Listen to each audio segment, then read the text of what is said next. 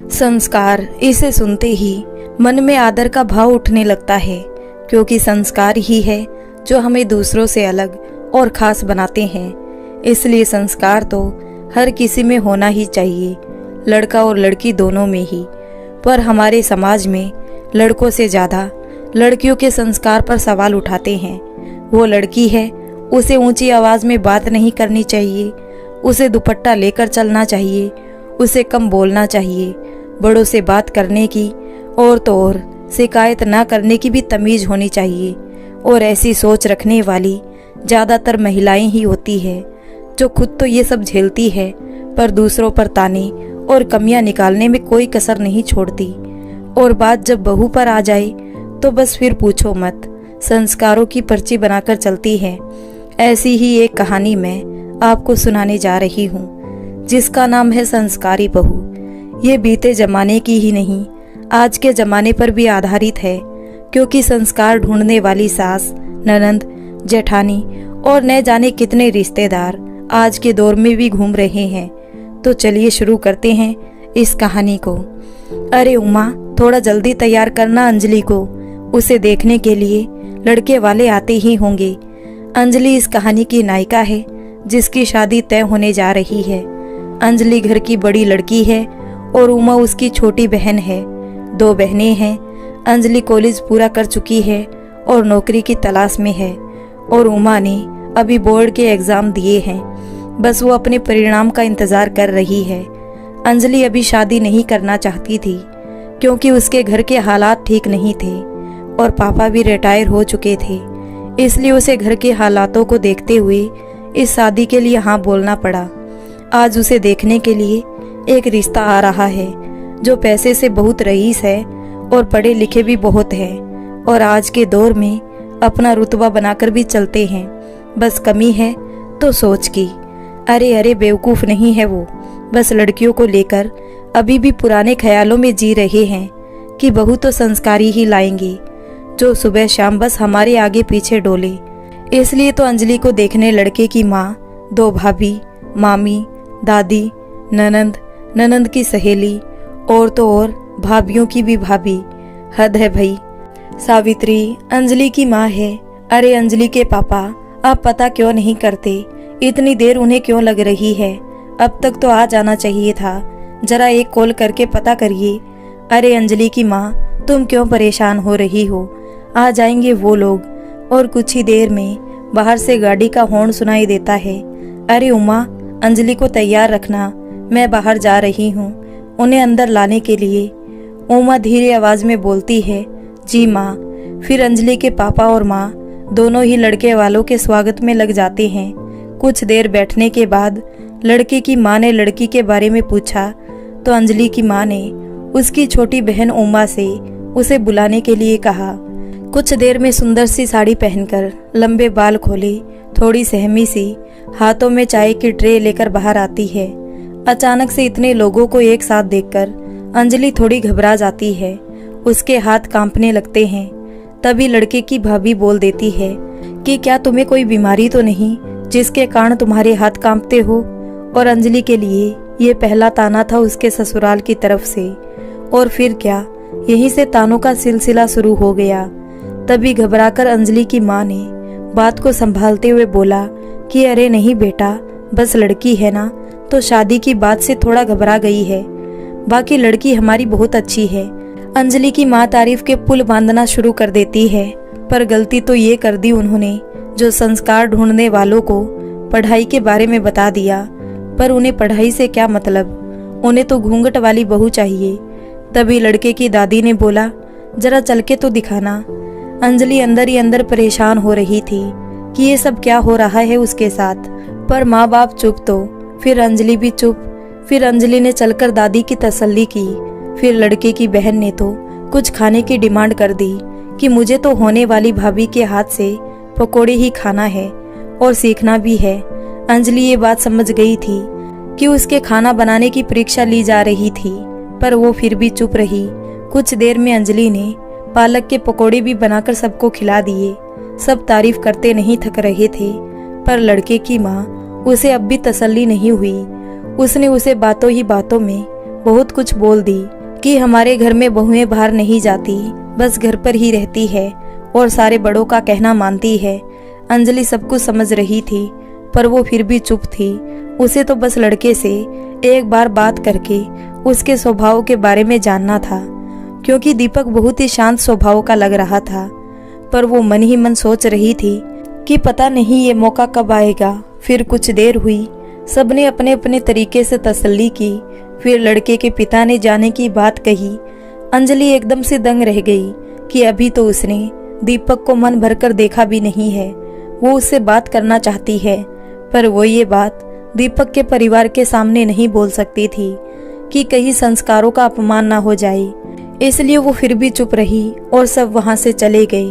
अंजलि बहुत उदास हुई कि वो बस एक बार लड़के से मिलकर अपनी नौकरी की बात करना चाहती थी, पर यह भी ना हो सका। अंजलि की माँ ने उससे लड़के के बारे में बात की। तभी अंजलि की छोटी बहन बीच में बोल पड़ी कि जीजा ने तो उन्हें ढंग से देखा तक नहीं, तो शादी कहाँ से करेगी। अंजलि की माँ बहुत अच्छे से लड़के के घर वालों की बातें समझ रही थी, पर उनकी भी मजबूरी थी अपनी बड़ी बेटी की शादी करना, और अपने से ज्यादा रईस और अच्छे परिवार में शादी करना तो हर माँ बाप का सपना होता है।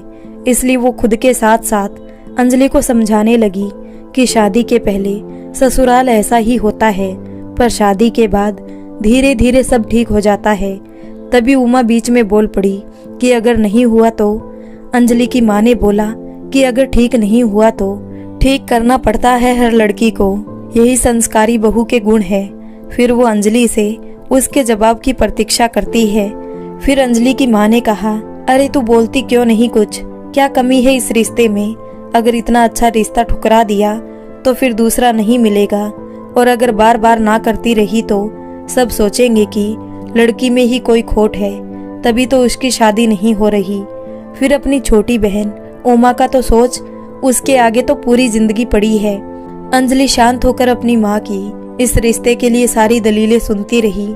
फिर भी वो चुप थी, पर वो मन ही मन सोच रही थी कि क्या सच में एक लड़की होना इतना मुश्किल होता है कि अपनी माँ से ही दिल की बात नहीं कही जा सके। वो अपनी माँ से कहना चाहती थी कि माँ, मैं ये शादी नहीं करना चाहती। वो यहीं रहकर नौकरी करना चाहती है और घर का भी ख्याल रखना चाहती है, और वो परिवार जहाँ संस्कारों का इतना बोलबाला है कि वहाँ उसे बिना संस्कारों के सांस भी नहीं लेने दिया जाएगा। वो रो रो कर कहना चाहती थी कि नहीं माँ, मुझे ये शादी नहीं करनी, पर उसने माँ की सारी दलीलें सुनने के बाद अपना चुप रहना ही सही समझा और हाँ में सिर हिला दिया। पर वो एक बात बोले बिना न रह सकी।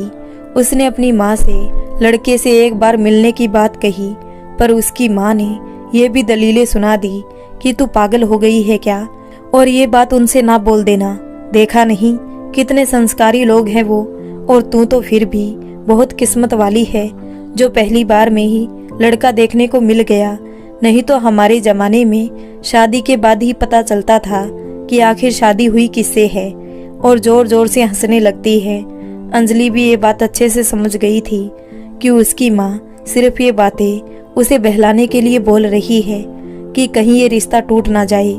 इसलिए वो फिर भी चुप थी।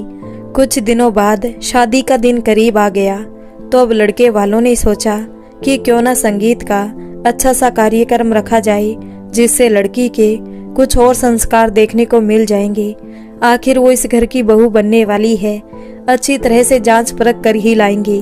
फिर ये बात जब अंजलि के घर वालों को पता चलती है तो वो सब तैयारियों में लग जाते हैं।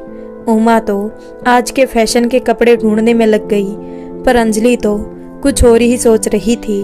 उसे तो अपने भविष्य की चिंता थी, क्योंकि वो एक ऐसे घर की बहू बनने जा रही थी जहां संस्कारों के नाम पर किसी लड़की के सम्मान के साथ पल पल खेला जा रहा था। इसलिए वो सोच रही थी कि एक बार लड़के से मिलकर वो अपनी नौकरी की बात कर ले तो फिर उसे कोई समस्या नहीं होगी इस शादी से। पर लड़के से ही मिल पाना बहुत मुश्किल था अंजलि के लिए। एक पल को अंजलि के मन में ये भी ख्याल आया कि कहीं लड़का भी तो अपने परिवार वालों जैसा नहीं है, क्योंकि आजकल के लड़के तो शादी लगते ही फोन करने लगते हैं, बाहर मिलने लगते हैं। पर मेरे साथ तो ऐसा कुछ भी नहीं हो रहा, पर हो सकता है कि वो भी ऐसा सोचता हो, पर वो भी घर वालों से डर रहे हो। आखिर वो भी तो शांत ही दिखाई देते हैं। पर चलो कोई बात नहीं, आज मौका है, आज शायद बात बन जाए और वो मन ही मन खुश हो जाती है। पर अचानक से उसके घर की घंटी बजती है और अंजलि की माँ दरवाजा खोलती है और देखती है कि लड़के की बहन के साथ उसकी भाभी भी आई हुई है। अरे आप लोग अंदर आइए, बताया नहीं कि आप लोग आने वाले हो। तभी लड़के की भाभी ने तीखे स्वर में बोला, अगर बता देते तो पता कैसे चलता कि हमारी होने वाली देवरानी आखिर हमारे पीठ पीछे करती क्या क्या है। और जोर से दोनों हंसने लगती है। तब अंजलि की माँ बात को संभालते हुए बोलती है, अरे नहीं नहीं, ऐसा बिल्कुल भी नहीं है। वो संगीत के लिए क्या पहनना है, इसके लिए भी दुकान नहीं गई। वो उमा है ना, वही लाई है अपनी पसंद का। तभी लड़के की बहन बीच में बोलती है कि होने वाली भाभी वो पहनेगी जो हम लेकर आए हैं। आखिर वो इस घर की होने वाली बहू है और बहुओं को संस्कारी कपड़े ही अच्छे लगते हैं। तभी बीच में उमा बोल पड़ी, अरे ये क्या बात हुई, संगीत तो जीजी का है, फिर वो भला क्यों अपनी पसंद के ड्रेस नहीं पहन सकती है। तभी लड़के की भाभी बोलती है, क्योंकि वो अब तुम्हारी तरह आज़ाद नहीं है, अब वो बहू बनने जा रही है तो संस्कार तो होना ही चाहिए ना। तभी अंजलि की माँ ने उमा को चुप कराते हुए उन्हें हाँ में जवाब दिया। फिर दोनों ने अपनी खातिरदारी करवाई और चलती बनी। अंजलि ये सब तमाशा देख ही रही थी, पर वो फिर भी चुप थी। कुछ दिनों में संगीत का दिन भी आ गया। अंजलि के चेहरे पर झलकती उदासी कोई नहीं समझ पा रहा था। सब खुश थे, पर अंजलि उसका क्या, वो पल पल खुद को लड़की होने का इल्जाम दे रही थी। पर फिर भी उसे अपनी माँ की बातों पर यकीन था कि शायद शादी के बाद सब ठीक हो जाए। कुछ ही दिनों में संगीत का दिन आ जाता है। घर में चारों तरफ खुशी का माहौल था। अंजलि के ससुराल वाले भी आ चुके थे, बस इंतजार था तो दीपक का। कुछ ही देर में अंजलि की सास ने बहुत ही भारी स्वर में बोला कि अरे बहू को तो लेकर आओ, हम भी तो देखें कि होने वाली बहू ने कितना हमारे घर के संस्कारों का मान रखा है और सजने संवरने में कैसी लगती है। फिर अंजलि की छोटी बहन उमा अंजलि को लेकर आती है। अंजलि ने संस्कारों का जैसे पाठ ही पढ़ डाला हो, हर बात का ख्याल, धीरे धीरे चलना, चुनरी को लिहाज के साथ ओढ़ना, कपड़ों का डिजाइन तो ऐसा कि उसको खुद को सांस लेने के लिए ऑक्सीजन की जरूरत पड़ जाए, ऐसे खुद को छुपा रखा था। पर वो करती भी क्या, बात जो संस्कारों की थी। पर कहते हैं ना, कमी निकालने वाले कहीं से भी कमी निकाल ही लेते हैं, और यही हुआ अंजलि के साथ। उसकी दादी सास ने तुरंत ही टोक दिया कि अरे होने वाली बहू ने तो सिर पर पल्ला रखा ही नहीं है, बेशर्मी की भी हद है। अपने बड़े बूढ़ों के सामने ऐसे ही सीना चौड़ा करके चली आई है। अंजलि ने मन में सोचा, हे भगवान, अभी ये भी परीक्षा देनी थी मुझे। और उसका हंसता हुआ चेहरा मुरझा जाता है। इस सिर न ढकने की वजह से 30 मिनट तक अंजलि को अच्छा खासा भाषण सुनाया जाता है। और बात तब खत्म हुई जब अंजलि ने सिर को ढककर सबसे माफी मांगी। अंजलि अंदर ही अंदर टूट रही थी कि एक लड़की होने की क्या इतनी महंगी कीमत चुकानी पड़ती है। समय बीत रहा था, पर दीपक का कोई अता पता नहीं था। धीरे धीरे सबने दीपक के बारे में पूछना शुरू कर दिया। अब मुश्किल हो रही थी संस्कारों का ढोल पीटने वालों को जवाब देने का कि उनका संस्कारी बेटा कहाँ है। बात को संभालते हुए लड़के की माँ ने बोला कि वो अभी मंदिर गया है, आज उसकी जिंदगी का बहुत खास दिन है, इसलिए बस कुछ वक्त से आता होगा। कुछ देर बाद एक गाड़ी आई जिसमें से एक लड़के के साथ नशे में दीपक भी उतरा और झूमती हुई चाल लेकर सबके बीच पहुंचा। ये देखकर अंजलि और उसका परिवार हैरान रह गया कि इतने संस्कारों वाले घर का बेटा ऐसे कैसे निकल गया। पर फिर भी वो चुप रहे। पर ये चुप्पी उमा से बर्दाश्त नहीं हुई और उसने तीखे स्वर में लड़के की माँ से बोल दिया कि आपने तो कहा कि आपका लड़का मंदिर गया है, सच बताइए, मंदिर गया था या मदिरा पीने। तभी लड़के की भाभी उमा को फटकारते हुए बोलती है कि घर वालों ने इतनी भी तमीज नहीं सिखाई है कि बड़ों से कैसे बात करनी चाहिए। फिर अंजलि की माँ ने इस वक्त भी उमा का पक्ष लेने की जगह लड़के वालों का पक्ष लेकर उमा को ही डांट दिया और चुप रहने को कहा। फिर लड़के की भाभी ने बात को संभालते हुए संगीत कार्यक्रम को आगे बढ़ाने की कोशिश की। अंजलि फिर भी चुप रही। अंजलि और दीपक 2 घंटे तक साथ बैठे थे, पर दीपक ने एक बार ना तो अंजलि की तरफ देखा, न ही उससे कोई बात की। बस नशे की हालत में चुपचाप बैठकर तमाशा देखता रहा। फिर संगीत का कार्यक्रम खत्म हुआ और सब अपने अपने घर चले गए, पर अंजलि बहुत उदास थी कि ये सब सच में उसके साथ हो रहा था और वो कुछ ना तो कर पा रही थी और ना ही कुछ कह पा रही थी। अंजलि के पापा ने तो एक पल के लिए अपनी बेटी की भलाई के लिए इस रिश्ते को न करने का फैसला कर लिया था, पर अंजलि की माँ न जाने वो किस परंपराओं में फंसी थी। उसने तो जैसे अपनी बेटी की जिंदगी बर्बाद करने की ठान ली हो। उसने अंजलि के पापा को ऐसा करने से रोका और बदनामी की दुहाई देने लगी कि अगर शादी लगकर टूट गई तो फिर अंजलि से शादी कौन करेगा और उमा, उसे भी कोई रिश्ता नहीं आएगा। अंजलि अपनी माँ के मुंह से खुद के लिए ऐसी बातें सुनकर मन ही मन सोचने लगी कि क्या मैं इस घर की सगी बेटी नहीं हूँ जो हर बात पर माँ मेरी ही कुर्बानी देना चाहती है। पर जो भी हो, है तो वो मेरी माँ ही। सोच सोच कर अंजलि फिर भी चुप रही। कुछ दिन बाद शादी का दिन आ गया। संस्कारों के नाम पर ढोल पीटने वालों ने अपने घर की बहू बेटियों को जमकर नचाया, और जब सब अंजलि की बात करने लगे तो दीपक की माँ ने तुरंत ही संस्कारों का चोला पहन लिया और बारात जैसे ही दरवाजे पर आई, सब दूल्हे को देखने के लिए बेचैन होने लगे। पर जब सब दरवाजे पर आए तो किसी को भी दूल्हा नहीं दिखा।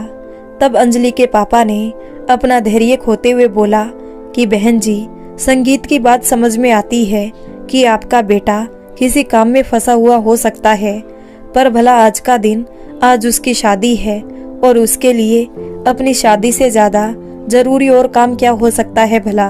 या फिर बात कुछ और है, उसे अंजलि पसंद नहीं है या वो ये शादी ही नहीं करना चाहता। तब लड़के की दादी ने तुरंत ही अपने हाव भाव से बोला कि अरे बेटा, कैसी बातें कर रहे हो तुम? हमारा बेटा सिर्फ नाम का ही दीपक नहीं है, वो सच में बड़ा ही संस्कारी है। बस वो आ ही रहा होगा, कहीं रास्ते में किसी की मदद ना करने लगा हो, और दूसरों की मदद से ज्यादा जरूरी तो अपनी शादी भी नहीं होती। भागकर छत पर आई अंजलि अपनी बारात में दीपक को ना देखकर वो वहां से लौट गई और फिर भी चुप रही। कुछ वक्त बीता। दीपक बहुत ही गुस्से में आया और बड़े ही ताव से पंडित से बोला, जो भी करना है जल्दी करो और निपटाओ। तब अंजलि की माँ ने बोला कि बेटा, ये शादी है, इसमें पूरा दिन रात लग जाता है। ऊपर से हम हिंदू हैं और हमारे धर्म में बहुत सारे ही रीति रिवाज हैं जिनका अपना ही महत्व होता है। तब दीपक की भाभी ने बात को संभालते हुए कहा कि अरे आंटी जी, दीपक का ये मतलब नहीं था, आज उसकी तबीयत ठीक नहीं है तो बस ऐसे ही बोल दिया हो उसने। उसके बाद शादी की सारी रस्में हुई। सुबह का वक्त हुआ। अब अंजलि को विदा करने का वक्त हो चला था।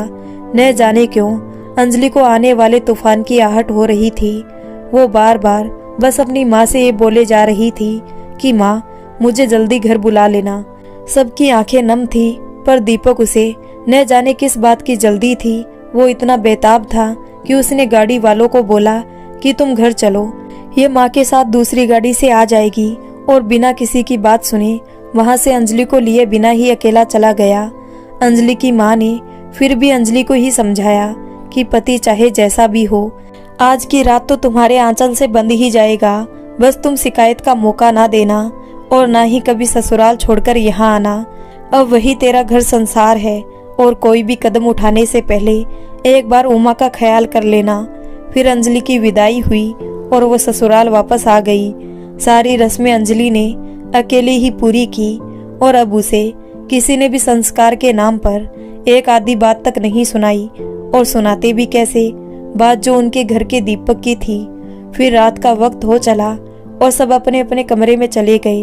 लड़के की भाभी ने अंजलि से भी सो जाने को कहा, पर अंजलि ने कहा कि अभी तक दीपक नहीं आए हैं उनके बिना। तब बहुत ही धीमी आवाज में लड़के की भाभी ने ताने से कहा कि वो आएगा भी नहीं। फिर उसने अंजलि को बोला कि जैसी तुम्हारी मर्जी, और वो इतना कहकर सोने चली गई।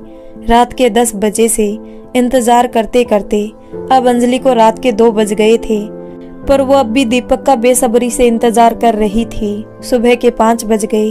दीपक घर वापस लौट कर आया और बहुत ही गुस्से में था। अंजलि उससे कुछ कह पाती। वो कमरे में घुसा और तकिया लेकर बाहर के कमरे में रखे सोफे पर जाकर सो गया। अंजलि ये सब देखकर परेशान थी कि ये सब क्या हो रहा है उसके साथ। आखिर दीपक ऐसा क्यों कर रहा है। उसे फिर भी अपनी माँ की कही बातें याद आने लगी कि शुरू शुरू में सब ऐसा होता है, पर शादी के बाद सब ठीक हो जाता है। यहाँ तो अंजलि को और हालात बिगड़ते हुए नजर आ रहे थे। उसकी माँ ने तो कहा था कि आज की रात तो हर पति अपनी पत्नी के आंचल में होता है, पर दीपक तो उसे एक नजर देख भी नहीं रहे। ये सब होने के बाद अंजलि फिर भी चुप रही। ये सब सोच रही थी कि उसकी नजर घड़ी की सुई पर पड़ी, जो सुबह सबके उठने के पहले एक संस्कारी बहू के नाते सबके लिए चाय नाश्ता बनाने का इशारा कर रही थी। और वॉशरूम की ओर चल पड़ी। वो नहाकर निकलकर सबसे पहले पूजा की और घर के वातावरण में शांति फैलाई। फिर रसोई घर में जाकर सबके लिए चाय नाश्ता बनाने लगी। उसे लगा कि वो धीरे धीरे सबके दिल में अपने व्यवहार से सबका मन जीत ही लेगी, पर उसे क्या पता था कि उसकी असली परीक्षा तो यहीं से शुरू होने वाली थी। तो सबसे पहले शुरुआत की घर के सबसे बड़े और बुजुर्ग दादा ससुर ने। अंजलि मीठी सी मुस्कान लेकर उनके पास चाय लेकर आती है और जैसे ही आशीर्वाद लेने के लिए झुकती है, अपने पैरों को हटा लेते हैं और उसके मुंह पर ही बोलते हैं कि मैं तुम्हें आशीर्वाद नहीं दे सकता। तब अंजलि हैरान होकर पूछती है कि ऐसा क्यों। तब अंजलि के दादा ससुर बोलते हैं कि मैं इस शादी से खुश नहीं हूँ, क्योंकि मुझे इस घर में पढ़ी लिखी बहू नहीं चाहिए थी, और ये चाय मैं तो तुम्हारे हाथ का पानी भी ना पीऊँ। और इतना कहकर वो चले जाते हैं। अंजलि निराश हो जाती है। अब अंजलि की बड़ी भाभी आती है। अरे अंजलि सुनो, मैं थोड़ा अपने मायके जा रही हूँ, रात तक वापस आ जाऊंगी, तो दोनों पहर का खाना बना लेना। और अब ननंद की बारी थी। भाभी, मेरा नाश्ता कहाँ है, मुझे कॉलेज के लिए देर हो रही है। अंजलि उसके सामने आलू के पराठे और दही लेकर आती है, और तभी अंजलि की ननंद उस खाने को देखकर अंजलि पर जोर से चिल्लाती है कि भाभी ये सब क्या है। माना कि आप गरीब घर से आई है, पर गवार होगी ये नहीं पता था। मेरी उम्र की लड़कियां डाइट पर होती है, इतना ऑयली खाना नहीं खाती है। हे भगवान, अब मुझे भूखा ही जाना पड़ेगा। तब अंजलि दुखी मन से बोलती है कि कोई बात नहीं, मैं तुम्हारे लिए कुछ और बना देती हूँ। तब अंजलि की ननंद बोलती है कि आपको डाइट वाला ब्रेकफास्ट बनाना आता है। तब अंजलि बोलती है कि आता तो नहीं, पर मुझे बता दो, मैं सीख जाऊंगी। तब अंजलि की ननंद मुंह बनाते हुए बोलती है कि आप तो किसी काम की नहीं है, और कॉलेज के लिए निकल पड़ती है। अब आई अंजलि की सास की बारी, जिन्हें दुनिया की सबसे संस्कारी बहू चाहिए थी और खुद के लड़के को दुनिया भर का कुसंस्कार सिखा रखा है। अरे अंजलि, क्या कर रही हो तुम? कुछ नहीं माँ जी, अंजलि ने बहुत ही धीरे स्वर में बोला। तब अंजलि की सास की नजर अंजलि के गहनों पर पड़ी जो उसके मायके से मिले थे, और तब अंजलि की सास ने तरकीब लगाई और बड़े ही प्यार से अंजलि के सारे गहने उतरवा लिए और अपने पास रख लिए। और अंजलि भी सब समझ रही थी, पर वो क्या कर सकती थी। बात तो संस्कारों की थी, इसलिए वो फिर भी चुप रही। फिर अंजलि की सास ने दीपक के बारे में पूछा, तो अंजलि ने बात को छुपाते हुए कहा कि वो कल रात जल्दी ही आ गए थे, बहुत थके थे तो सो गए थे, जल्दी उठते ही होंगे। अंजलि अपने रिश्ते की मर्यादा को बनाए रखना चाहती थी, पर वो क्या जाने कि उसे आए तो सिर्फ एक दिन ही हुए हैं, और ये कुछ संस्कारी लड़का तो उनके पास 30 सालों से था। इसलिए अंजलि की सास थोड़ा सा हंसी और कमरे में चली गई। फिर अंजलि ने वक्त देखा, जो सुबह के 10 बज चुके थे। उसे दीपक से इतनी देर तक सोने की उम्मीद नहीं थी, क्योंकि जब उसके घर वाले अंजलि को देखने आए थे तब दीपक को लेकर कुछ और ही बताया गया था। पर अंजलि ने सोचा कि चलो मैं ही जाकर उठा देती हूँ। अंजलि के कमरे के पहले अंजलि के सास ससुर का कमरा आता था, इसलिए जब अंजलि उनके कमरे के पास पहुंची तब अंजलि के ससुर सीधा आकर अंजलि के सामने खड़े हो गए। यूं अचानक से अंजलि उनको देखकर डर गई। फिर आशीर्वाद लेने के लिए जैसे ही झुकी तो अंजलि के ससुर ने बहुत ही गंदे तरीके से अंजलि की बाजू को पकड़ा ही नहीं, जकड़ लिया। अंजलि को ये छुअन बहुत ही अजीब लगा और वो तुरंत थोड़ा पीछे चली गई और जल्दी ही अपने कमरे की तरफ भाग खड़ी हुई। अंजलि का ससुर नीयत का बहुत ही गिरा हुआ इंसान था, और ये शादी भी उसी की मर्जी से हुई थी, क्योंकि अंजलि दिखने में बहुत सुंदर थी, सादगी भी बहुत थी। बस यही बात अंजलि के ससुर के दिल में बस गई और वो अंजलि का शिकार कर सके, इसलिए अंजलि को अपनी बहू बनाकर ले आया, क्योंकि वो तो अपने बेटे की हरकत से बहुत अच्छे तरीके से वाकिफ था। जब अंजलि कमरे में पहुंची तो वो रोना शुरू कर दी। कोई भी औरत अपनी मर्जी के खिलाफ अपने आप को छूना तो दूर, देखना तक पसंद नहीं करती। और ये तो दीपक के पिताजी थे, मतलब कि अंजलि के भी पिता समान हुए। पर फिर भी अंजलि चुप रही, क्योंकि बात जो संस्कारों की थी। फिर वो दीपक के पास जाती है उसे उठाने के लिए। तब दीपक गुस्से से उठता है और अंजलि के ऊपर जोर से चिल्लाता है कि तुमको किसने बोला मुझे जगाने के लिए, और तुम होती कौन हो? तुम सिर्फ इस घर की बहू हो, मेरी बीवी कभी नहीं हो सकती। इतना कहकर वो दूसरे कमरे में चला जाता है। इतना सुनकर अंजलि के होश उड़ जाते हैं। उसे यकीन नहीं होता कि जिस दीपक के भरोसे आई थी वही उसका असली दुश्मन निकला। हे भगवान, ये क्या हो रहा है मेरे साथ? मैंने कौन से गुनाह किए थे जो मुझे ऐसी सजा दी? फिर दोपहर का वक्त हो चला। अंजलि रसोई घर पर अपने बचे हुए काम निपटा रही थी कि तभी अंजलि के ससुर की नजर अंजलि की पतली कमर और गिरते हुए आंचल पर पड़ती है, और उससे रुका नहीं गया और वो सीधा रसोई घर में घुस गया और अंजलि को पीछे से पकड़ लिया। पर अंजलि को धमकी दी कि अगर उसने चिल्लाया या किसी को इस बारे में बताने की कोशिश की तो वो इस घर से निकाल देगा और उसकी बहन से भी कोई शादी नहीं करेगा और उसके माँ बाप इस अपमान से जिंदा नहीं रह पाएंगे और कोई भी अंजलि की इस बात पर यकीन नहीं करेगा।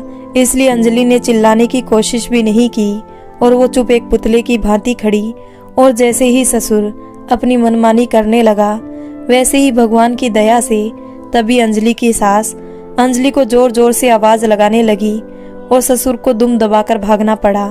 अंजलि बिना किसी से कुछ बोले, बिना खाना खाए चुपचाप अपने कमरे में जाकर रोने लगी कि ऐसा नहीं हो सकता मेरे साथ। वो एक पल को मरना चाहती थी। उसने कोशिश भी की, पर अचानक से अंजलि को अपने माँ बाप और उमा का ख्याल आया और फिर वही बदनामी का खौफ, इसलिए वो फिर भी चुप रही। रात को जब नशे में धुत होकर दीपक घर आया तो अंजलि ने दीपक से बात करने की ठानी।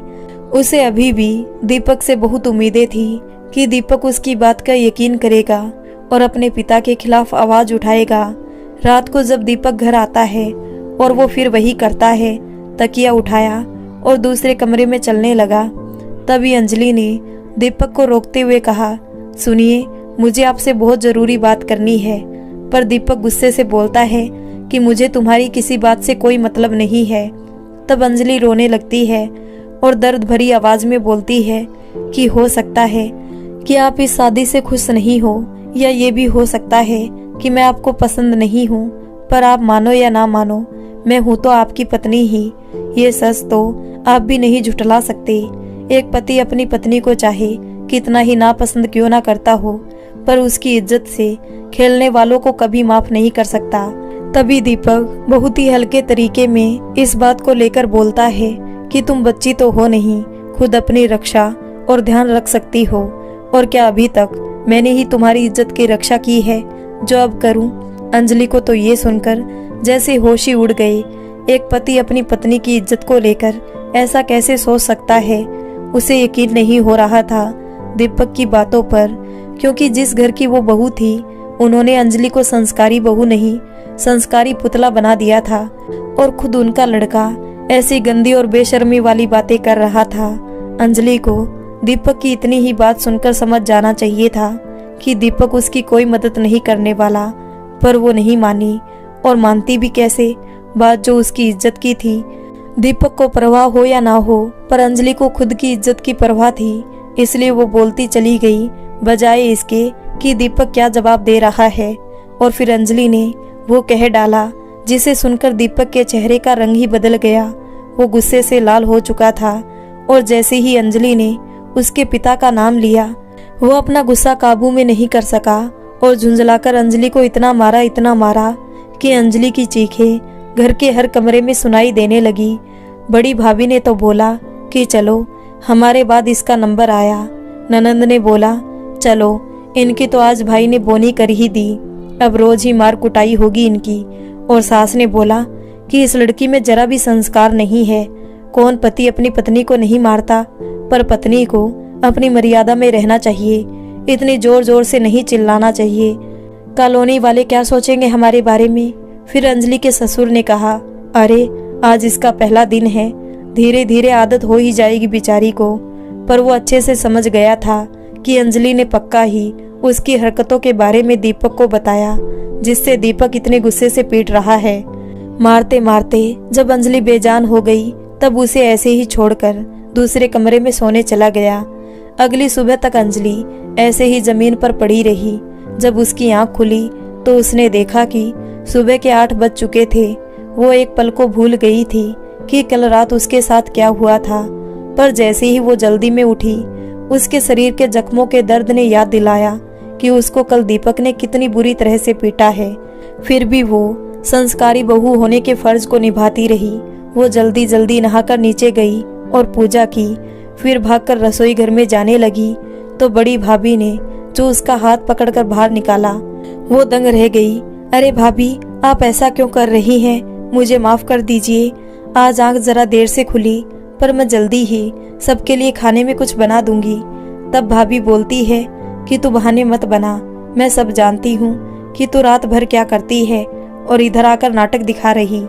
अंजलि पढ़ी लिखी थी, तू जैसे शब्द उसे बिल्कुल अच्छे नहीं लगते थे और ससुराल में ऐसी इज्जत, पर फिर भी वो चुप रही, पलटकर जवाब नहीं दे सकती थी। बात जो संस्कारों की थी। फिर अंजलि अपनी सास से बात करने उनके कमरे में गई, पर वहां सास की जगह उसका ससुर मिल गया। अंजलि उन्हें देखकर डर गई और जैसे ही वो भाग पाती, उसने फिर से अंजलि को दबोच लिया और फिर उसके साथ जबरदस्ती करने लगा और उसके जख्मों को कुरेदने लगा।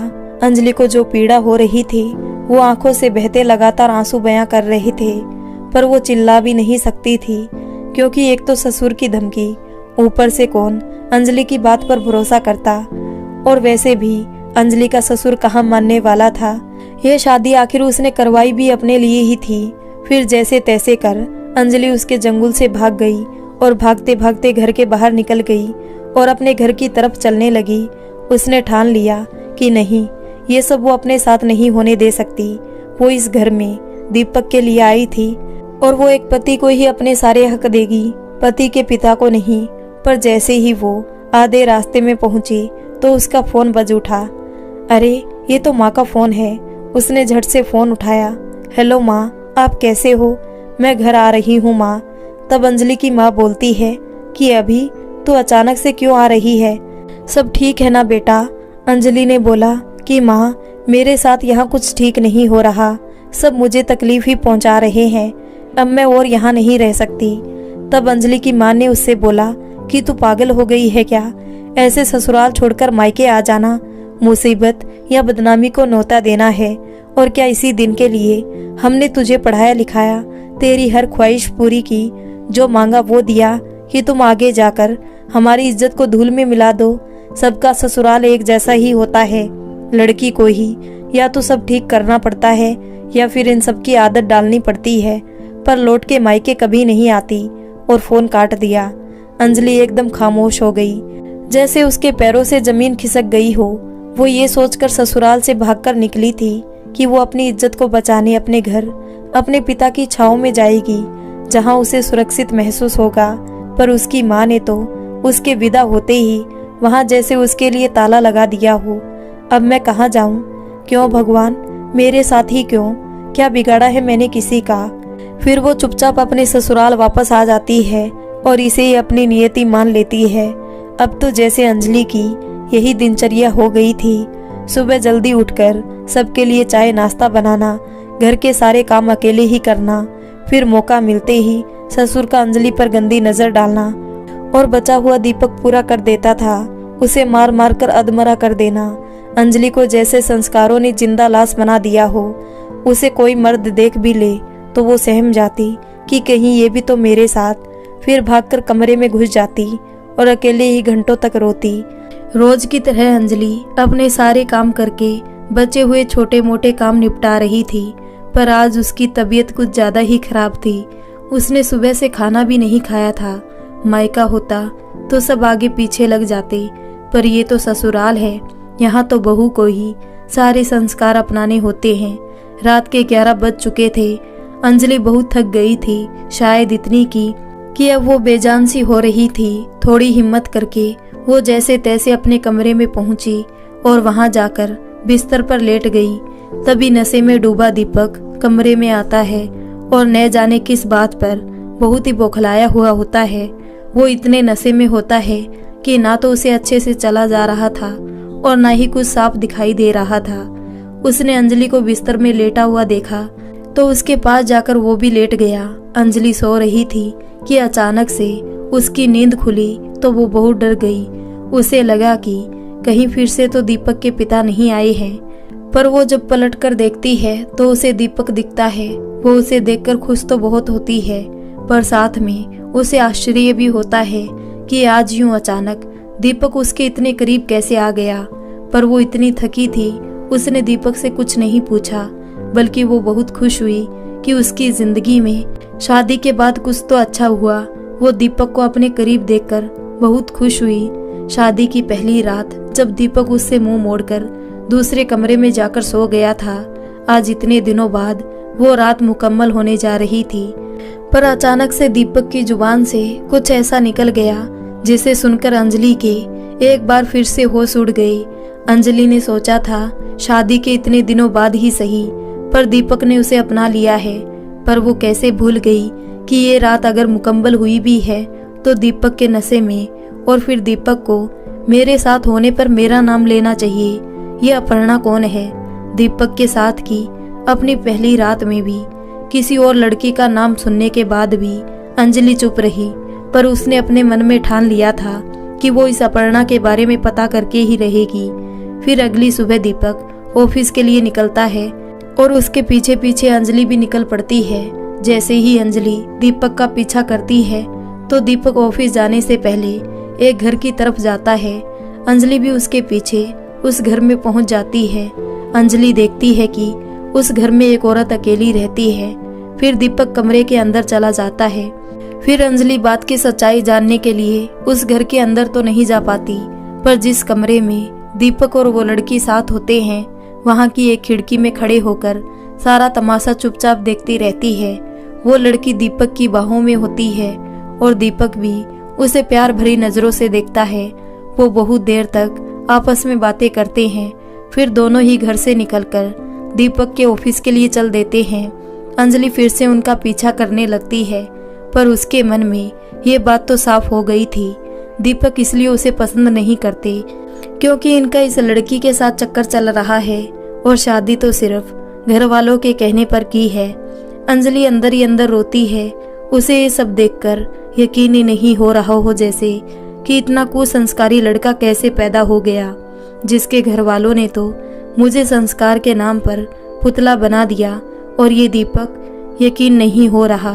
फिर दीपक और वो लड़की ऑफिस पहुंच जाते हैं और दोनों एक दूसरे का हाथ पकड़े हुए ऑफिस के अंदर चले जाते हैं। फिर अंजलि भी जैसे ही ऑफिस पहुंचती है और अंदर जाने लगती है, तब वहां का नौकर उससे पूछता है कि मैडम आप कौन? जब अंजलि उसे बताती है कि मैं दीपक सर की पत्नी हूँ, और वो जोर से हंसता है और उससे बोलता है कि क्या मैडम, आपने सुबह से ही चढ़ा रखी है क्या? कोई जरूरी काम हो तो बताओ, नहीं तो चलते बनो। तब अंजलि फिर से उसे गुस्से से बोलती है कि मैं ही दीपक सर की पत्नी हूँ जो अभी अंदर गए हैं। तब नौकर भी गुस्से से बोलता है कि हाँ वही दीपक सर जो अंदर गए हैं, पर अपनी पत्नी अपर्णा मैडम के साथ। इतना सुनकर जैसे अंजलि को दिन में ही तारे दिख गए हो। अपर्णा मैडम उनकी पत्नी है? तब नौकर बोलता है कि हाँ, दीपक और अपर्णा मैडम की शादी हुए 2 साल हो गए हैं और अपर्णा मैडम ही दीपक सर की पत्नी है। तब अंजलि वहां से उससे कुछ बिना बोले ही बेसुध होकर धीरे धीरे घर की तरफ चलने लगी। वो समझ ही नहीं पा रही थी अब वो क्या करे। इतना कम दुख था उसकी जिंदगी में कि अब ये भी है, और लड़की के साथ चक्कर तो मैं मान सकती हूँ, पर पत्नी, वो भी 2 साल से, मतलब मैं इनकी दूसरी पत्नी हूँ। अगर ऐसा ही करना था दीपक को तो उन्होंने मुझसे शादी क्यों की? मेरी जिंदगी क्यों बर्बाद की? और अब क्या होगा मेरा? ना तो अब मैं मायके की हूँ, ना ही ससुराल की, और ना ही अब दीपक की ही रही। अंजलि खुद को हारा हुआ मानकर जब घर पहुंचती है तो वो अपने आप को कमरे में बंद करके जोर जोर से रोती है। उसकी आवाज हर कोई सुन सकता था, पर भला अंजलि की चिंता किसे थी। उन लोगों ने तो जैसे सुनकर भी अनसुना कर दिया। फिर जैसे तैसे अंजलि ने खुद को संभाला और दीपक से साफ साफ बात करने की सोची। रात का वक्त हुआ, दीपक कमरे में आया और फिर तकिया उठाया और बाहर की तरफ चलने लगा। तभी अंजलि ने उससे पूछा कि ये अपर्णा कौन है। अपर्णा का नाम अंजलि के मुंह से सुनकर दीपक के तो जैसे चेहरे का रंग ही उड़ गया। दीपक ने बात को घुमाते हुए कहा, कौन अपर्णा, किसकी बात कर रही हो तुम? तब अंजलि ने बोला कि वही अपर्णा जिसके साथ आप रोज ऑफिस जाते हैं। दीपक हैरान हो गया कि अंजलि को अपर्णा के बारे में कैसे पता चला। ये बात तो खुद दीपक ने अपने परिवार वालों को 2 साल तक नहीं बताया। फिर ये बात अंजलि को कैसे पता चली? उसने बोला, मैं किसी को नहीं जानता और तुम भी मुझसे फालतू बात मत करो। और बिना कोई बात सुने अंजलि की दूसरे कमरे में जाकर सो गया। अंजलि हैरान होकर उसे देखती रही कि बड़ा अजीब इंसान है, कितना ही झूठा है। लोग तब झूठ बोलते हैं कि जब उनका सच किसी के सामने ना आ जाए, पर ये सच के सामने होते हुए भी इतना नाटक। क्या संस्कार दिए हैं इनके माँ बाप ने और क्या संस्कार मिले हैं इनके माँ बाप को। फिर वो मन में सोचती है कि जिस तरह मुझे दीपक की पहली शादी के बारे में नहीं पता था, हो सकता है कि अपर्णा भी दीपक की दूसरी शादी के बारे में ना जानती हो। क्योंकि अगर अपर्णा दीपक से प्यार भी करती हो या ना करती हो, पर खुद के होते हुए दूसरी शादी करवाना, इसके लिए तो कभी नहीं मानेगी। मर जाएगी पर मानेगी नहीं। क्योंकि कल रात जो भी किया दीपक ने मेरे साथ, उसके बाद तो कोई पत्नी बर्दाश्त नहीं करे। मैं भले ही दीपक को जानती नहीं, ना ही कभी बात की, और प्यार तो बहुत दूर की बात है, पर किसी और औरत के साथ तो कभी देख भी नहीं सकती। कुछ करना होगा, ये सच तो सबके सामने लाना ही होगा। मन में ऐसे सवाल जवाब करके अंजलि अगली सुबह का इंतजार करने लगी। अगली सुबह अंजलि ने अपने सारे काम निपटाए और दीपक के ऑफिस जाने का इंतजार करने लगी। पर दीपक भी बहुत होशियार था। उसे कल अंजलि की बातें सुनकर रात भर नींद नहीं आई। उसके मन में हजारों ख्याल आ रहे थे, इसलिए उसने एक प्लान बनाया जिससे अंजलि के हर सवालों से बचा जा सकता था। दीपक ऑफिस क्यों नहीं जा रहे हैं? समय तो हो गया है, अब तो इन्हें देर भी हो रही है। अंजलि दीपक को ऑफिस ना जाते हुए देखकर बार बार परेशान हो रही थी। फिर अचानक से बाहर एक टैक्सी आकर खड़ी हो गई। उससे ड्राइवर उतरकर आया और उसने पूछा कि यहाँ दीपक सर कौन है। तब दीपक तुरंत बाहर आता है और उस ड्राइवर से बोलता है कि अरे तुम आ गए, थोड़ा इंतजार करो, मैं बस सामान लेकर अभी आया। अंजलि हैरान हो जाती है कि दीपक घर छोड़कर तो नहीं जा रहे। वो तुरंत पास खड़ी अपनी सास से पूछती है कि माँ जी, दीपक कहाँ जा रहे हैं, वो भी इतनी सुबह यूं सामान लेकर। तब अंजलि की सास ने बोला कि अरे दीपक ने तुझे नहीं बताया कि वो ऑफिस की ट्रेनिंग के लिए विदेश जा रहा है कुछ महीनों के लिए। अंजलि की आंखें फटी की फटी रह जाती है। विदेश, वो भी ट्रेनिंग, पर कैसे, यूं अचानक से?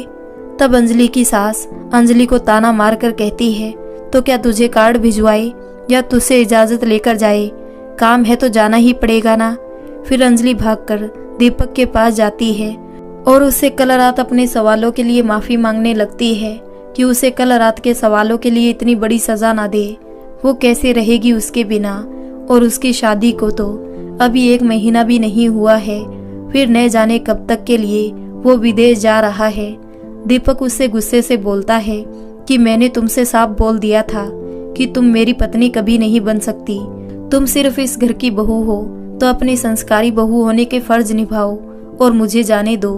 अंजलि दीपक के पैरों में गिर जाती है और जोर जोर से रोकर उसे अपने रिश्ते की दुहाई देती है, पर दीपक उसकी एक नहीं सुनता और सामान उठाकर चला जाता है। अंजलि भागी भागी अपनी सास, भाभी, ननंद सबके पास जाती है, उनके पैरों में गिरती है और सबसे भीख जैसे मांगने लगती है कि कोई तो दीपक को रोक लो, वो उनके बिना नहीं रह पाएगी। पर उसकी बातों को कोई नहीं सुनता और सब वहां से चले जाते हैं। अंजलि खुद को एक लाचार और बेबस इंसान से ज्यादा नहीं समझती, क्योंकि जिस तरह वो सबसे भीख मांग रही थी, मानो ऐसा लग रहा था कि अंजलि खुद को खो चुकी है। उसका आत्मसम्मान तो लगता है इन लोगों ने कौड़ियों के दाम बेच डाले। अब अंजलि के सोचने समझने की शक्ति ही खत्म हो गई थी। पति छोड़कर चला गया, माँ ने मायके के दरवाजे बंद कर लिए। ससुराल में रही तो ससुर का हर रोज शिकार बनूंगी, बाहर गई तो घर की इज्जत डूब जाएगी। मरना चाहती हूँ पर अगर मर गई तो इसमें भी बदनामी होगी। न जाने ये लोग कौन सा इल्जाम लगा दे मुझ पर, जिसका भुगतान मेरे माँ बाप और बहन को करना पड़े। इतना सब होने के बाद भी अंजलि चुप रही। ऐसे ही दिन बीतने लगे। एक दिन अंजलि के साथ कुछ ऐसा हुआ जो उसकी जिंदगी को और भी नर्क बना देने वाला था। अब अंजलि के पास खुद अंजलि ही नहीं बच रही थी। उसने धीरे धीरे सब खो दिया था। अपना मान सम्मान, इज्जत, खुशी, मुस्कुराहट, सब कुछ बिक चुका था। बचा था तो बस संस्कार। क्या सच में एक लड़की के लिए संस्कारी होना इतना जरूरी होता है, जिसकी कीमत उसे इन सबको खोकर चुकानी पड़ती है? अंजलि ने खुद से वादा किया कि वो हार नहीं मानेगी, ना ही वो हिम्मत हारेगी और ना ही वो अपने माँ बाप से दिए संस्कारों को अपमानित होने देगी। उसने सोचा कि अब उसे क्या करना चाहिए, क्योंकि जिंदगी बुरी ही सही पर जीनी तो पड़ेगी ना। इसलिए उसने सोचा कि क्यों ना नौकरी की तलाश की जाए, क्योंकि एक नौकरी ही थी जो दूसरों के अधीन से आजाद करा सकती थी और उसका खोया हुआ विश्वास और आत्मसम्मान भी वापस ला सकती थी। पर कौन सी नौकरी करूं जिससे घर के संस्कारों को भी आंच ना आए? क्योंकि जब एक औरत, एक बहू, एक पत्नी, एक माँ, एक बेटी घर के बाहर नौकरी करने जाती है तो सिर्फ बाहर के ही लोग नहीं, उसके घर के लोग भी उसके दुश्मन हो जाते हैं। और कभी कभी तो उसका पति, भाई, बेटा ही उसके इस काम के खिलाफ हो जाते हैं। ऊपर से वो अपने ससुराल से और बिना अपने पति के साथ के ये कदम उठाने जा रही थी। इसलिए उसे सोचना समझना भी बहुत था। खैर, अगले दिन की सुबह अंजलि जल्दी जल्दी उठकर अपने सारे फर्ज पूरे करके बाहर नौकरी की तलाश में निकल गई। पर उसे कोई भी नौकरी नहीं मिली। कुछ जगह उसे साफ मना कर दिया गया तो कुछ जगह रात में काम करने के लिए कहा गया। पर एक संस्कारी बहू के लिए रात में काम करना, अरे ऐसा तो किसी भी बहू के लिए भी नहीं है। तो फिर संस्कारी? हजारों सवाल के साथ साथ हजारों पहरे भी खड़े हो जाएंगे। अंजलि धीरे धीरे अब टूटने लगी थी। पर कहते हैं ना, जब भगवान सारे दरवाजे बंद कर देता है तो एक उम्मीद की किरण कहीं ना कहीं से दिखाई ही देता है। उसे एक स्कूल दिखा जहाँ पर उसे एक शिक्षिका की नौकरी पर रख लिया गया और जो संस्कारी बहू होने के फर्ज के अंदर ही था। पर अंजलि के मन में ये सवाल बार बार आ रहा था कि वो स्कूल में नौकरी तो कर रही है पर इसके बदले उसे बहुत ही कम पैसे मिलेंगे। पर अगर वो किसी कंपनी में काम करती तो इससे कहीं ज़्यादा मिलते। पर मैं तो एक संस्कारी बहू हूँ और ये मेरे लिए तो क्या किसी के लिए भी मुमकिन नहीं है। पर इनका लड़का तो न जाने कितने ही दिनों के लिए विदेश में जाकर नौकरी कर रहा है, पर उस पर तो कोई सवाल नहीं। होगा भी कैसे? आखिर वो लड़का जो है, संस्कार तो बस हम औरतों के लिए ही है। मन में ऐसे हजारों सवालों को सोचते सोचते वो घर पहुंच जाती है और अपने कमरे में जाकर लेट जाती है। उसे बहुत कमजोरी और चक्कर आने लगते हैं। वो लेटी ही रहती है कि अचानक उसे बहुत उल्टियाँ होती है और वो बेहोश हो जाती है। फिर सब उसे डॉक्टर के पास लेकर जाते हैं और जब अंजलि को होश आता है तब उसे पता चलता है कि वो माँ बनने वाली है। ये बात सुनते ही वो बहुत खुश होती है। उसकी आंखें भर आती है और न चाहते हुए भी दीपक के लिए एक उम्मीद जग जाती है कि शायद ये बच्चा ही उसके और दीपक के रिश्ते को अच्छा कर सकता है। क्योंकि एक इंसान, एक पति कितना ही बुरा क्यों ना हो, पर एक पिता अपने बच्चे के लिए दुनिया की पूरी दौलत लुटा सकता है। पर यह खबर वो दीपक को बताए कैसे? क्योंकि आज तक तो दीपक ने उससे बात तक नहीं की, तो उसका नंबर तो बहुत दूर की बात है। और ससुराल में भी बोले तो किससे? पर उसने बहुत हिम्मत करके अपनी ननद से ये बात बोली कि वो अपने दीपक भैया को कॉल करे और उन्हें ये खुशखबरी दे। तो उसने भी इस बात का फायदा उठा के अपना नेक मांग लिया कि भाभी, आपका ये पहला बच्चा है और आपने मुझे कुछ भी नहीं दिया। तब अंजलि ने बोला कि मेरे पास तो अब कुछ भी नहीं बचा है, सब पहले ही मैंने माँ जी को दे दिया। अब तुम्हें मैं क्या दे सकती हूँ। तब अंजलि की ननंद ने बोला, अरे अभी बचा है ना भाभी आपके हाथ की अंगूठी, इसे आप मुझे दे दीजिए। तब अंजलि उससे बोलती है कि अब यही बस मेरे पास बची है, तुम्हारे भाई की निशानी, इसे मत लो तुम। जब तुम्हारे भैया आएंगे तब मैं उनसे बोलकर तुम्हारी पसंद का दिलवा दूंगी। तब अंजलि की ननंद जोर से हंसती है कि भैया को आप बोलोगी तब भैया मुझे मेरी पसंद की चीज देंगे। और फिर जोरों से हंसते हंसते बोलती है कि भैया तो खुद आपको देख भी नहीं सकते, तो वो आपकी बात तो मानना दूर सुनेंगे भी नहीं। और फिर जब भैया आएंगे तब आप ही उन्हें खुद बता देना। और फिर इतना कहकर वो चली गई। अंजलि अपनी बेबसी पर रो भी नहीं सकती थी। उसे लगा कि माँ बनने की खबर सुनकर उसके ससुराल वालों का नजरिया उसके लिए बदल जाएगा, पर ऐसा सोचने और होने में फर्क होता है। अंजलि के ससुराल में अंजलि के लिए कुछ नहीं बदला, बस अंजलि की सास ने तो तानों की लड़ी लगा दी कि उसे चाहिए तो बेटा जो दीपक का चिराग बन सके। अंजलि थोड़ा डर भी गई कि अब ये क्या मुसीबत है, बेटा और बेटी पैदा करना तो उसके बस में नहीं है, ये तो भगवान की मर्जी है, भला वो क्या कर सकती है। पर वो फिर भी चुप रही। अब अंजलि के लिए मुसीबतें और बढ़ने लगी। अब घर के काम के साथ साथ स्कूल का भी काम करना पड़ता और अपने होने वाले बच्चे का ध्यान रखना। अब उसे पैसों की भी जरूरत पड़ने लगी। ससुराल में बोलती तो सब पति से मांगने के ताने देते, और इधर पति ने तो अपना नंबर नहीं दिया तो पैसे कहाँ से देता। और मायका, अंजलि ने तो जैसे मायके से रिश्ता ही तोड़ लिया था। वो अपना इलाज तक नहीं करवा पा रही थी। उसे कुछ खाने का मन करता तो वो अपना मुंह बांध कर रह जाती। कुछ खरीदने का मन होता तो सोचती कि जब दीपक आएंगे तो उनसे कहूंगी तो वो मुझे सब लाकर देंगे। आखिर मैं उनके बच्चे की माँ बनने वाली हूँ। ऐसे हजारों ख्वाब देखते देखते अंजलि के डिलीवरी का समय नजदीक आ गया। लेकिन अब अंजलि की उम्मीद के साथ साथ चिंता भी बढ़ रही थी। आखिर दीपक आए क्यों नहीं अब तक? उनको गए कितना वक्त बीत चुका है। क्या उनको एक बार भी मेरी याद नहीं आई? मेरी छोड़ो, अपने माँ बाप की तो आ ही सकती है। अब उसे डर लगने लगा था कि कहीं दीपक उस अपर्णा के साथ जाकर वहीं बस तो नहीं गई। हे भगवान, ये कहर मत ठाना मुझ पर, वरना मेरा नहीं मेरे बच्चे का क्या होगा। पर वो अगले पल न जाने क्यों दीपक से बहुत सारी उम्मीदें लगा बैठी थी कि नहीं, मुझे ऐसा नहीं सोचना चाहिए।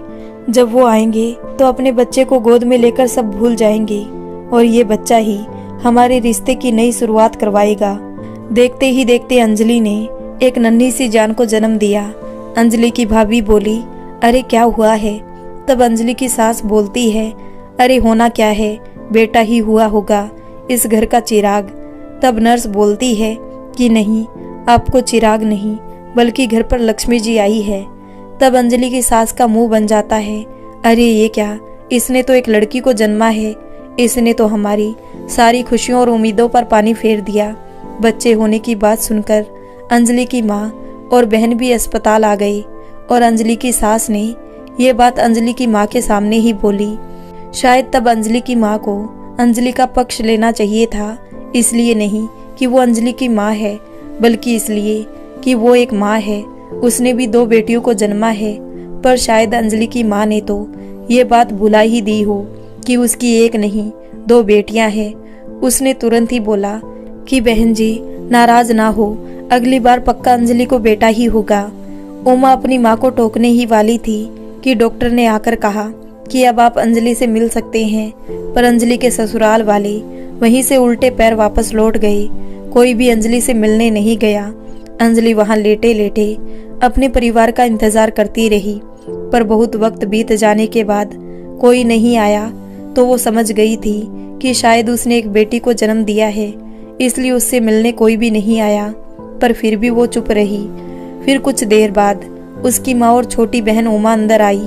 उसकी बेटी को गोद में लेकर अंजलि ने उसे सीने से लगाया और जी भर रोई। शायद अंजलि को उस नन्ही सी जान को गोद में लेकर ऐसा लगा कि जैसे अंजलि का कोई अपना दुनिया में आ गया हो, क्योंकि माँ बाप, सास ससुर और यहाँ तक कि उसके पति ने भी उसका साथ छोड़ दिया था। तो अंजलि ने उसे सबके हिस्से के लगाव से देखा और उसे ऐसा लगा कि जैसे अब कोई है जो उससे पूछेगा कि उसे क्या दर्द है और फिर दीपक भी तो लौट कर आएंगे। इसकी वजह से वो अपने चारों ओर किसी को ना पाकर भी खुश थी, क्योंकि उसे अभी भी उम्मीद थी। तो दीपक से, अपने पति से, उसकी माँ ने पूछा कि बेटा इसका नाम? तब अंजलि ने कहा, कोई बात नहीं माँ, आधी लड़ाई तो मैंने अकेली ही पार की है, बाकी भी कर ही लूंगी। और अब तो इसका साथ ही है मेरे पास। इसके आने की वजह से मेरे पति मेरे पास वापस आएंगे और मेरी जिंदगी में भी खुशियाँ आएगी, इसलिए मैं इसका नाम खुशी रखूंगी। उमा अपनी बहन को इस हालत में देखकर मन ही मन बहुत दुखी होती है, पर वो कुछ कर नहीं सकती थी, क्योंकि वो भी तो एक लड़की है। आखिर उसे भी समाज के इन राहों से गुजरना था। फिर अंजलि की माँ और बहन अंजलि को उसके ससुराल छोड़कर वापस अपने घर चली गई। अंजलि अपनी माँ से कहना चाहती थी कि माँ, मुझे भी कुछ दिनों के लिए अपने साथ अपने पास ले चलो, मेरे लिए ना सही, मेरी बच्ची के लिए। पर वो जानती थी कि अगर उसने ऐसा कुछ भी कहा तो माँ उल्टा उसे ही नसीहत देने लगेगी और फिर घूम फिर कर बात संस्कारों पर ही आ जाएगी। इसलिए वो चुपचाप अपने कमरे में चली गई। दिन फिर बीतने लगे, पर अभी भी दीपक की कोई खबर नहीं। अब दीपक को गए पूरे 1 साल हो गए थे। अंजलि की तो जैसे ये उम्मीद भी टूटने ही वाली थी कि उसने अचानक से एक दिन अपनी ननंद को कहते हुए सुना कि माँ, भैया यहाँ आ चुके हैं, बस रास्ते में है, कुछ देर से घर भी पहुँच जाएंगे। इतना सुनते ही जैसे अंजलि के पैरों में पंख लग गए हो, वो भागते भागते कमरे में गई। पहले अपनी बच्ची को सुंदर कपड़े पहनाकर तैयार किया, फिर खुद को आईने में निहारा। वो बहुत बेजान सी दिख रही थी, क्योंकि इंतज़ार तो हर कोई कर लेता है, पर पता हो कि इंतज़ार कब तक करना है। पर अंजलि ने तो वो इंतज़ार किया था जिसका लग रहा था कि कभी अंत होगा भी या नहीं। पर अब उसका इंतज़ार ख़त्म हुआ। उसने जल्दी नई साड़ी निकालकर पहनी और खुद को सजाया संवारा और अंदर ही अपने कमरे में बैठकर दीपक का इंतज़ार करने लगी। वो दीपक से उम्मीद कर रही थी कि अपने पापा बनने की खबर सुनकर भागकर मेरे पास आएंगे और जिस प्यार को वो शादी की पहली रात से तड़फ रही थी, वो उसे आज मिल ही जाएगा। कुछ देर में गाड़ी का हॉर्न सुनाई पड़ा। अंजलि की खुशी का ठिकाना नहीं। वो बड़ी बेसब्री से दीपक का इंतजार करने लगी, पर वक्त बीत रहा था और दीपक अंजलि से मिलने नहीं आया। अंजलि के मन में फिर सवालों ने तहलका मचा दिया था। दीपक अब तक क्यों नहीं आए? क्या किसी ने उन्हें अब तक उनकी बेटी के बारे में बताया नहीं? कहीं दीपक ऑफिस तो नहीं चले गए या फिर अपर्णा के पास? अरे नहीं, वो अपनी बेटी को लेकर भागकर नीचे दीपक के पास जाती है।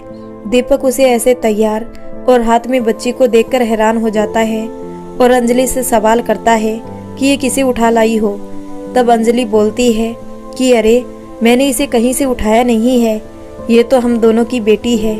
और जैसे ही अंजलि उसे अपनी बेटी का नाम बता पाती, तुरंत दीपक ने उसे बोल दिया कि ये तुम क्या मजाक कर रही हो, हमारी बेटी? ये तो मुमकिन ही नहीं है। आज तक तो मैंने तुम्हें छूना तो दूर, तुम्हारे साथ एक बिस्तर पर सोया तक नहीं हूँ। फिर ये बेटी कैसे पैदा हो गई?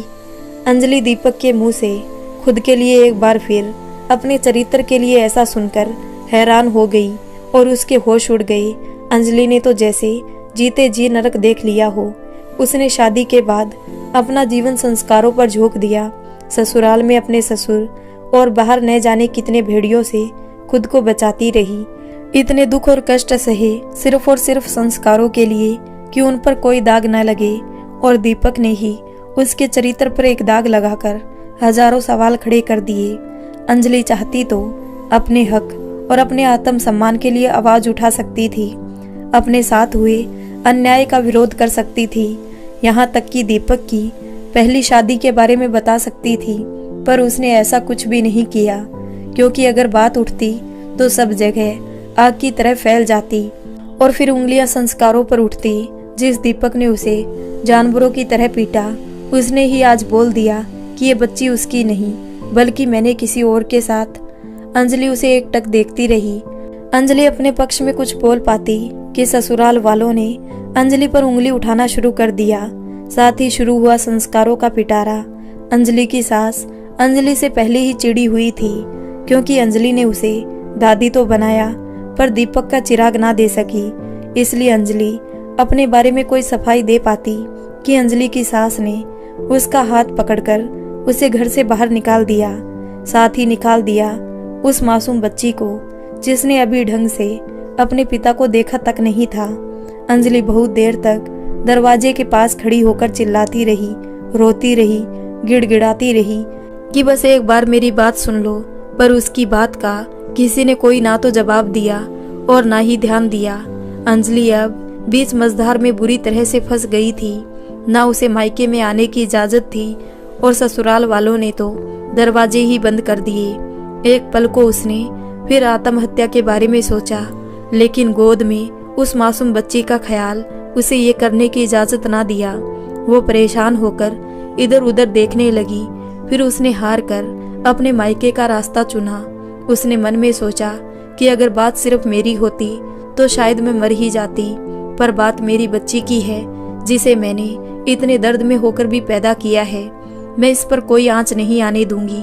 और वो घर पहुंच जाती है। दरवाजा अंजलि की छोटी बहन उमा खोलती है और अंजलि को देखकर बहुत खुश होती है और माँ को आवाज लगाती है। माँ ने अंजलि को देखा, न जाने क्यों उसे अंजलि के दर्द का एहसास हुआ। उसने तुरंत अंजलि से पूछा कि क्या बात है, सब ठीक है? ऐसे तुम अचानक से? अंजलि ने बात को संभालते हुए कहा, अरे माँ, सब शादी में गए हुए हैं और अकेले मेरा मन नहीं लग रहा था, और शादी के बाद मैं पहली बार ही तो आई हूँ, 3-4 दिनों में वापस चली जाऊंगी। ऐसी बातें अंजलि के मुंह से सुनकर अंजलि के पिता ने अंजलि की माँ को जोरों से डांटा कि तुम ये कैसे सवाल कर रही हो बेटी से? ये उसी का ही घर है, वो जब चाहे आ जा सकती है और जब तक मन करे वो यहाँ रह सकती है। अंजलि ने अपने पिता के मुंह से ये बात सुनकर खुद के आंसुओं को रोक नहीं सकी और उनसे गले लगकर रोने लगी। पिता ने सोचा कि शायद बहुत दिनों बाद देखा है, इसलिए थोड़ा भावुक हो गई है। अंजलि की माँ शादी के बाद अंजलि को क्या समझाती थी और क्या कहती थी, इस बात की खबर ना तो अंजलि के पिता को थी और ना ही अंजलि की छोटी बहन को। फिर अंजलि ने कुछ पल की राहत भरी सांस ली। एक दिन सुबह अंजलि अपनी बेटी के साथ बाहर बैठकर खेल रही थी कि तभी अचानक से घर के बाहर एक बड़ी महंगी कार आकर खड़ी हुई। अंजलि उस गाड़ी को बहुत आश्चर्य से देख रही थी। वो पूछने के लिए आगे बढ़ ही रही थी कि अंजलि की माँ ने अंजलि को रोक दिया और कहा कि ये उमा के रिश्ते वाले हैं, तुझे ऐसे बिना दामाद जी के देखेंगे तो 1000 सवाल करेंगे, इसलिए तुम अपनी बच्ची को लेकर अंदर कमरे में चली जाओ, मैं इन्हें देख लूंगी। अंजलि अपनी माँ के मुंह से खुद के लिए ऐसी बातें सुनकर हैरान नहीं हुई, क्योंकि शादी के बाद तो माँ ने उसे न जाने कितनी ही ऐसी नसीहतें दी थी। पर अब अंजलि की खामोशी और खामोश नहीं रहने वाली थी, तो उसने जाने से पहले अपनी माँ को कह ही डाला कि जैसे आपने मेरा संभाला था, और वो वहाँ से चली गई। अंजलि की माँ को अंजलि के दर्द का एहसास भी बहुत अच्छे से था, पर समाज के डर ने उसे निर्माही बना रखा था और अब वो उमा के साथ भी यही करने वाली थी। अंजलि की माँ ने उन्हें घर के अंदर बुलाया। अंजलि के पिता ने अंजलि की माँ से अंजलि के बारे में पूछा तो अंजलि की माँ ने बहाना बनाकर बात को टाल दिया। अंजलि बहुत देर तक अंदर से ही उमा के ससुराल वालों को सुनती और देखती रही। उमा को देखने भी लोगों की भीड़ के साथ ही लड़का आया था और वही संस्कारों का खेल। अंजलि चुप रही। फिर कुछ देर बाद उमा चाय लेकर आई। लड़के की माँ ने अंजलि की माँ से उमा की सब जानकारी निकालना शुरू कर दिया। अंजलि फिर भी चुप रही। संस्कारों का खेल भी लगभग लड़के की भाभी ने शुरू कर दिया था। मामी, चाची, दादी और लड़के की बहन सबने अपनी जी हजूरी उमा से चालू करवा दी। अंजलि ये सब देखकर बहुत दुखी हो रही थी, क्योंकि उसे ये सब देखकर ऐसा लग रहा था कि जो उसके साथ हुआ वो सब अब उमा के साथ होने जा रहा है। पर अंजलि का दखल देना शायद अंजलि की माँ को पसंद नहीं आता, इसलिए वो चुप रही। पर उमा अंजलि नहीं थी और उसने अंजलि की हालत देखी थी शादी के बाद, इसलिए उसने एक पल नहीं गवाया और सबके सामने लड़के से अकेले में मिलने की बात बोल दी। तो फिर यहाँ से शुरू हो गया लड़के वालों के संस्कार।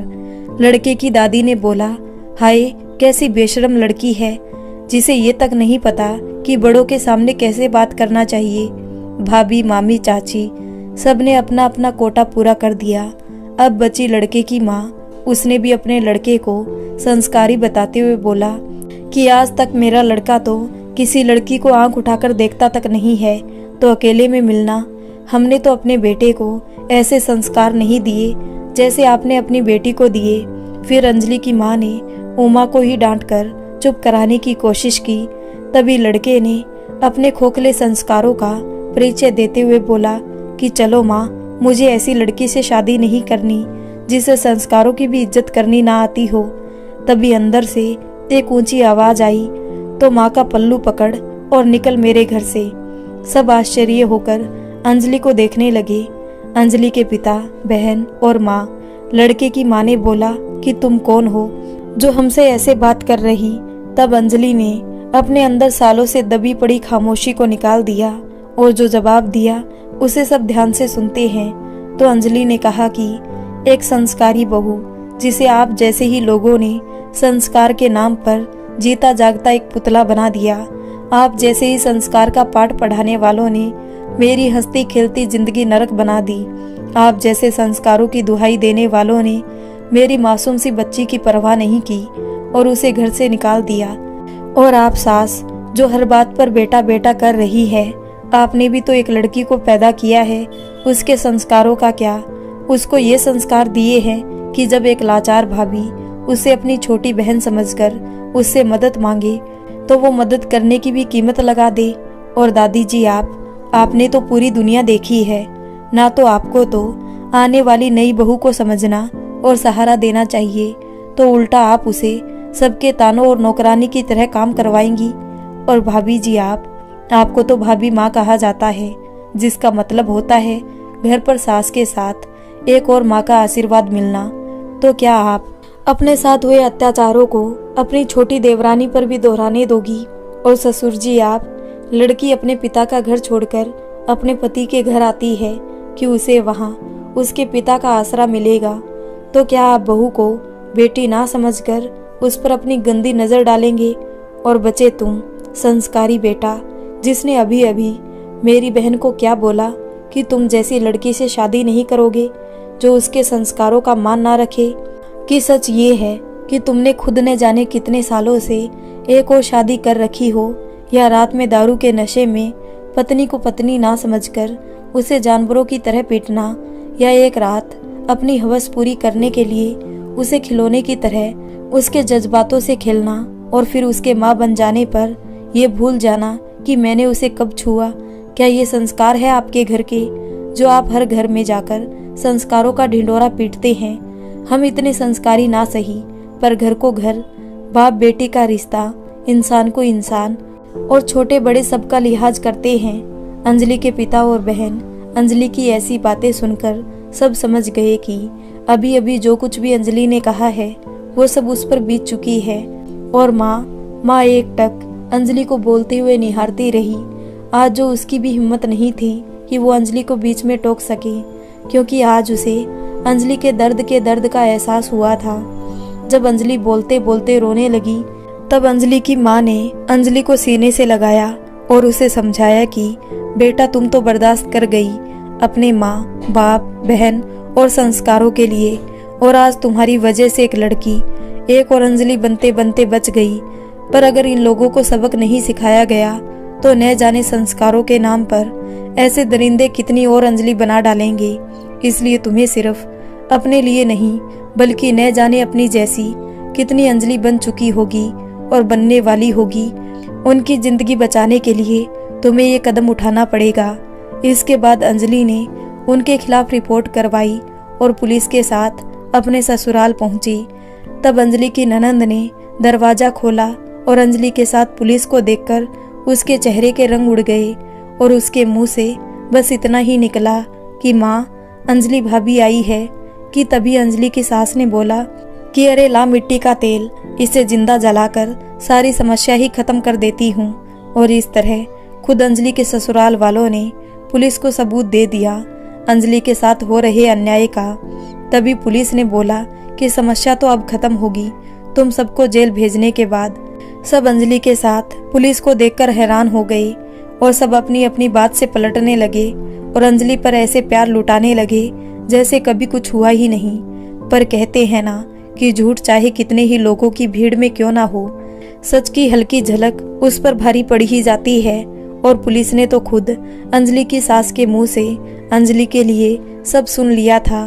फिर अंजलि ने सबके खिलाफ गवाही दी और दीपक की पहली शादी का सच भी सबके सामने आया। सब दीपक से नजरें नहीं हटा रहे थे। फिर पुलिस ने दीपक की पहली पत्नी को बुलाया। उसे देखकर अंजलि ने उसके पास जाकर एक बात पूछी, क्या तुम्हें पता था कि दीपक दूसरी शादी कर रहे हैं? तब अपर्णा दीपक की तरफ गुस्से से देखने लगी और जोरों से एक थप्पड़ मारा और चिल्लाते हुए पूछा कि ये सब क्या है। फिर पुलिस के पूछने से अपर्णा ने सबको सच बताया कि वो और दीपक आज से 3 साल पहले शिमला में कंपनी की मीटिंग पर मिले। वहीं हमारी जान पहचान हुई। फिर हमें एक दूसरे से प्यार, और फिर दीपक शादी का रिश्ता लेकर मेरे घर आ गया और हम सबसे कहा कि उसके घर वाले इस प्रेम विवाह को स्वीकार नहीं करेंगे, इसलिए वो ये शादी उनके खिलाफ जाकर कर रहा है और हम दोनों अलग से एक घर लेकर रहेंगे। और आज हम 3 सालों से साथ रह रहे हैं। मैंने दीपक से कई बार कहा कि वो अब तो मुझे अपने घर ले जाए, पर उसने हमेशा अपनी बीमार माँ का वास्ता देकर मुझे चुप करा दिया। और तो और दीपक ने आज तक अपनी बेटी तक को अपने घर वालों से नहीं मिलवाया। इतना सब सुनकर अंजलि की माँ और तो और दीपक के परिवार वालों के भी होश उड़ गई। तब अंजलि की माँ ने दीपक की माँ से पूछा कि बहन जी, मेरी बेटी ने तो सिर्फ अपने संगीत पर सिर पर आंचल नहीं रखा था, तो आपने और आपके पूरे परिवार ने मेरी बेटी पर संस्कारों का तमाशा बना दिया था। अब आपके बेटे को मैं कौन सा इनाम दूं जो उसने संस्कारों का मान रखकर अपने घर की इज्जत में 4 चांद लगा दिए। और एक बात, आपने मेरी बेटी को इतना भला बुरा बोला कि उसने एक लड़का नहीं बल्कि उसने एक लड़की को जन्म दिया, जो कि ये सब भगवान के हाथों में होता है। फिर भी इसका इल्जाम आपने मेरी बेटी पर लगाया। और अब आप अपने बेटे को क्या कहेंगी, जिसने तो दूसरी औरत के साथ भी एक लड़की को ही जन्म दिया है? उसमें किस चीज की कमी है जो उसकी दोनों औलाद एक लड़की ही हुई? मैं बताती हूँ आपको, उसमें कमी है संस्कारों की, जिसे आप लोगों ने दूसरे के घर में दूसरों की बहू बेटियों में ढूंढते ढूंढते खुद अपने बेटे को देना भूल गए।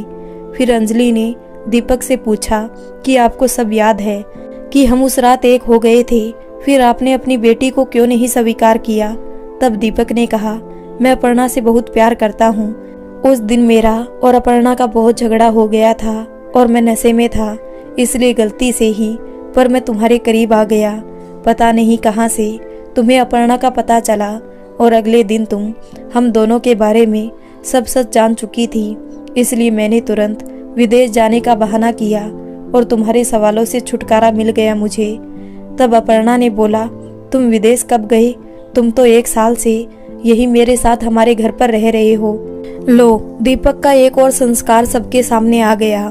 फिर दीपक ने बोला कि अगर मैं ये मान लेता कि हम उस रात एक हो गए थे और ये बेटी भी मेरी है, तो अपर्णा मुझे छोड़कर चली जाती। तभी अपर्णा उससे बोलती है कि छोड़कर चली जाती? मैंने तुम्हें छोड़ दिया। तुमने सिर्फ मेरी ही नहीं, अंजलि की भी जिंदगी बर्बाद कर दी। एक बार अंजलि तुम्हें माफ भी कर दे, पर मैं तुम्हारे खिलाफ सारे आरोप लगाऊंगी, तुम्हें कोर्ट में ले जाऊंगी और तुमसे डाइवोर्स भी लूंगी। और वहां से चली जाती है। फिर अंजलि दीपक के पास जाती है और उससे कहती है कि तुम्हें तुम्हारे कर्मों की सजा मिल गई, और हाँ, तुमने पिता की भावनाओं से खेलने की कोशिश की और 2 लड़कियों की जिंदगी बर्बाद की है ना, तो देखो, भगवान ने तुम्हें इस भावनाओं की और बेटी की अहमियत समझाने के लिए तुम्हें भी 2 बेटियों का पिता बनाया, जिससे लड़की का दर्द तुम्हें पता चल सके। पर मैं कभी भी अपनी बेटी को एक और अंजलि नहीं बनने दूंगी। और फिर वो भी अपनी माँ के साथ अपने मायके चली जाती है और पुलिस दीपक के घर वालों को पुलिस स्टेशन ले गई और उनके खिलाफ कार्रवाई शुरू कर दी। फिर अंजलि ने भी दीपक से तलाक ले लिया। तो दोस्तों, आपको ये कहानी कैसी लगी? अगर अच्छी लगी हो तो वीडियो को लाइक कर दें और हमारे चैनल को सब्सक्राइब कर लें।